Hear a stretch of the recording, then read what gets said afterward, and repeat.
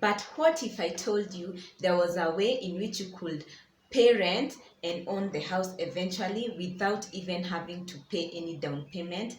For this and more, stick around.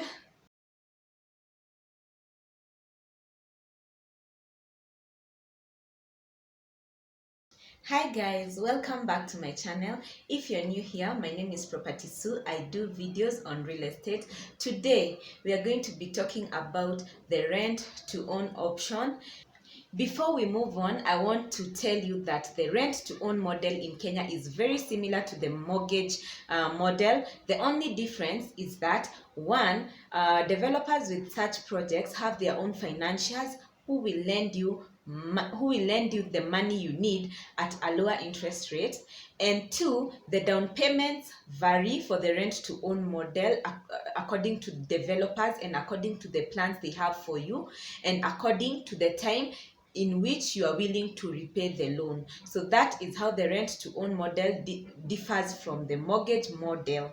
First, I'm going to talk about the basics of the rent to own model, and before you start any process, you need to have a contract. There are two contracts that you can sign. The first one is the lease option contract, where you rent and at the end of your lease you have the right to buy the house, but in this agreement you don't have to buy the house. Then the second type of contract is the lease purchase contract. This is where you are obligated to buy at the end of your contract. And I've been going around looking for rent to own options, and those options that I've found only fall under the second category. Apparently in Kenya, I think developers are shielding themselves from the first agreement where the tenant can rent and has no obligation to buy. So they are sticking to the second, where when you start renting, you have an obligation to buy. I always say on this channel that it is important to protect yourself once you're getting into any agreement, and so it is advisable that you get an attorney who understands real estate to go through your agreement and read the fine print, so that you don't agree to something then in the long run it comes to affect you and sometimes lead you to losing your house. The process of Now let us move on to the steps of this process.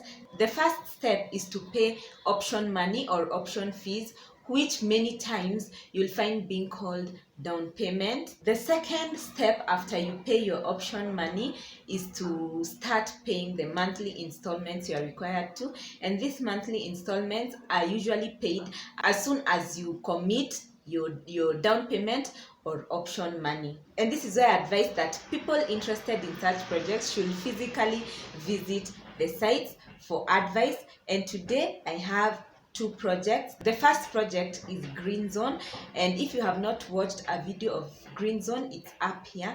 And the second project is a project in Ruaka. So the house is kind of incomplete, but the construction is ongoing and they are almost through. The final details will be at the end of the video so that you're able to pause it if you want to and take a look. And the project in Ruaka have three options for rent to own, and in Green Zone they also have a plan, and that is why in Green Zone I want to advise you to go there physically so that they explain to you when you're there, so that you're in a better position to understand. But the model is almost similar to the one in Ruaka, so I'm going to give you the payment plan for the one in Ruaka.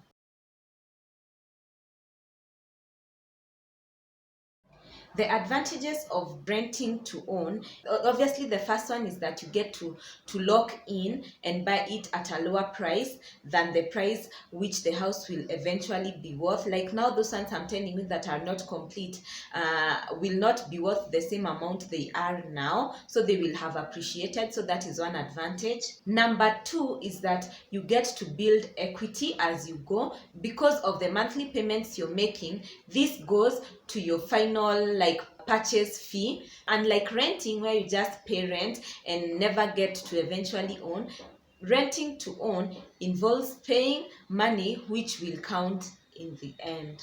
Now let us move on to the disadvantages. And the first disadvantage is that if you fail to meet your obligation in paying the monthly installments, you might lose your house. And when you lose your house, you lose it, and you lose all the money that you had been paying. It doesn't matter whether there was only 1 month remaining for you to own the house, or 2 months. You're just going to lose everything. Number two is that you will have little or no control of your property, because you're not allowed to sell to someone else while you are in the process of paying for your home. Also, you might lose your property to court battles by the developer, which has said the developer had taken up a loan to build the homes. Something goes wrong and they are unable to repay, then their financial will come after the property.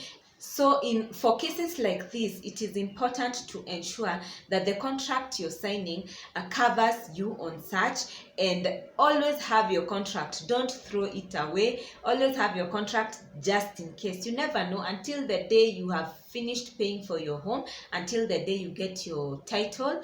Just stay with your contract. And the last one is unexpected issues in the property. Sometimes you buy a house, then you realize, oh, it's too cold, or you realize like you no longer want to be in that location anymore.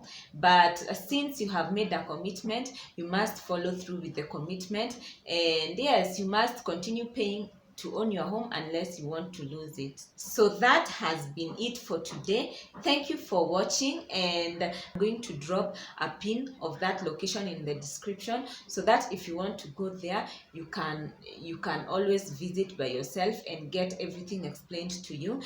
Green Zone is in Thindigwa, just behind Quickmart. You can see it from the road. You can go visit there and tell them what you're interested in, and they're going to explain it to you. Until next time, it has been your girl Property Sue, and bye.